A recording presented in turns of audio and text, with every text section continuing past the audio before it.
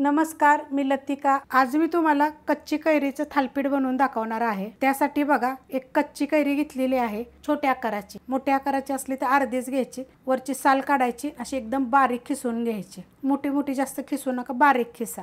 हे घेतलेला आहे मी कढीपत्ता, एकदम बारीक कापून घेतलेले 4 पानं आहेत। पुदिन्याची 7 ते 8 पानं आहेत, ती पण अशी बारीक कापून घेतलेली, एकदम छोटे साधारणसे बघा त्याचे देठ पण आहेत। ह्याच्यामध्ये 2 हिरव्या मिरच्या, अर्धा इंच आलं, 4 पाकळ्या लसणाच्या, थोडीशी एकदम कोथिंबीर आणि अर्धा चमचा जिरं, असा आपण ठेचा कसा करतो अशा पद्धतीत मी कुटून घेतलेला आहे। वाडगं घेतलेलं आहे। आता ह्याच्यामध्ये बघा 1 वाडगं भरून गव्हाचं पीठ घेतलेलं आहे। त्याच्यामध्ये हे सगळं आपण साहित्य टाकून घेऊया। मस्त लागतं। जर तुम्ही प्रवासाला कुठे गेला ना तर अशा पद्धतीत तुम्ही करून घेऊ शकता। बाकी काय की त्याच्याबरोबर साहित्य घ्यायची गरज नाही, कारण हे नुसतं कोरडं जरी खाल्लं तरी चालतं। टोमॅटो सॉस जर असेल त्याच्याबरोबर जरी खाल्लं तरी चालतं, दह्याबरोबर जरी तुम्ही खाल्लं तरी चालतं, पण कोरडं तर एकदम छान लागतं। त्यात टाकायची आपल्याला थोडीशी हळद, त्याच्यामध्ये बघा बारीक कापून घेतलेली आहे कोथिंबीर, छोटा 1 चमचा जिरे आणि धने बघा असे दरदरे कुटलेले आहेत, एकदम बारीक असे कुटलेले नाही आहेत। थोडासा ओवा मी हातावर चोळून घेतलेला आहे। त्याच्यामध्ये चवीप्रमाणे टाकायचे मीठ, त्यात टाकायचे आपल्याला बघा 1 चमचा भरून सफेद तेल। आता हे तुमच्या आवडीप्रमाणे, आता तुम्ही ह्याच्यामध्ये काय टाकू शकता।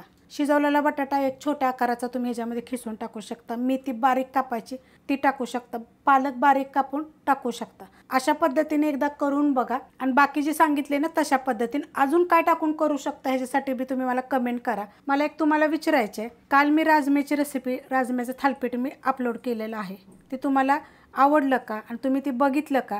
कुणी बघितलं जरा मला कमेंट करून सांगा। आता ह्याच्यामध्ये तुम्ही गरम तेल 2 चमचे पण टाकू शकता, कच्चं तेल टाकलं तरी चालेल, 1 चमचा तूप जरी टाकलं तरी चालेल। थोडं थोडं पाणी घ्यायचं आणि एकदम घट्ट मिक्स करायचे। रेसिपी बघितली की लाईक आणि कमेंट जरूर करा की तुम्ही हे कधी केलंय का, आणि हे जरूर करून बघा एकदा। आता हे मी मळून घेते, मळून घेतलंय बघा अशा पद्धतीमध्ये, जास्त घट्ट पण नाही जास्त पातळ पण, एकदम घट्ट जरी केलं तरी चालेल। आता ह्याच्यावर थोडंसं आपण तेल टाकून घेऊया। मळताना पण आतमध्ये तुम्ही तेल किंवा 1 चमचा तूप जरी टाकलं तरी चालेल।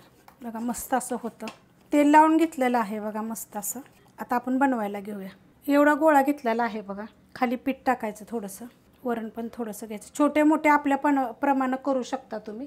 तुम्हाला पाहिजे तर तुम्ही ह्याची पुरीसुद्धा बनवू शकता बरं का। फक्त कैरी आहे ना बारीक करून घ्या, लाटून घ्यायचं बघा अशा पद्धतीनं लाटायचं, जाड पातळ मोठं, ह्याच्यापेक्षा पण मोठं तुम्ही लाटू शकता। मस्त असं थालीपीठ होते त्याचे।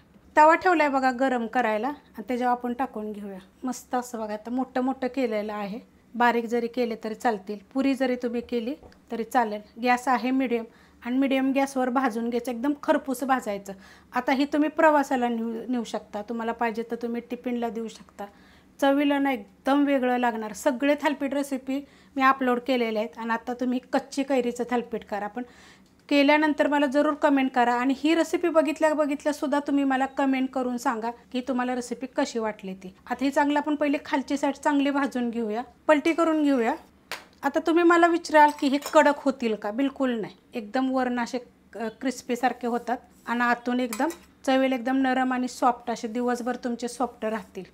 जसे आपण मेथीचे थालीपीठ वगैरे बनवतो तसे, पालकचे मेथीचे सगळे टाकलेले आहेत। फक्त मस्त भाजून घ्यायचं बघा, मीडियम गॅसवर घेतलं तरी चालते, आणि फास्ट गॅसवर जरी घेतलं तरी चालतं। आता हे मी तेल लावून घेतलेलं आहे थोडंसं, हे बघा छान भाजतं बघा एकदम, आणि चवीला तर इतकं छान लागतं ना। मी हमेशा ही, आता कसं गरमीच्या दिवसात कच्ची कैरी भेटते ना तर जरूर करा। तर ह्याच्याबरोबर जर तुम्हाला चटण्या खायच्या असतील का नाही, कोणती खूप चटणींच्या रेसिपी मी अपलोड केलेल्या आहेत, कोशिंबीर चटणी सगळ्या रेसिपी, एकतर आपला चॅनल चटणीचंच आहे, कोणतं पण बनवा आणि त्याच्याबरोबर खा।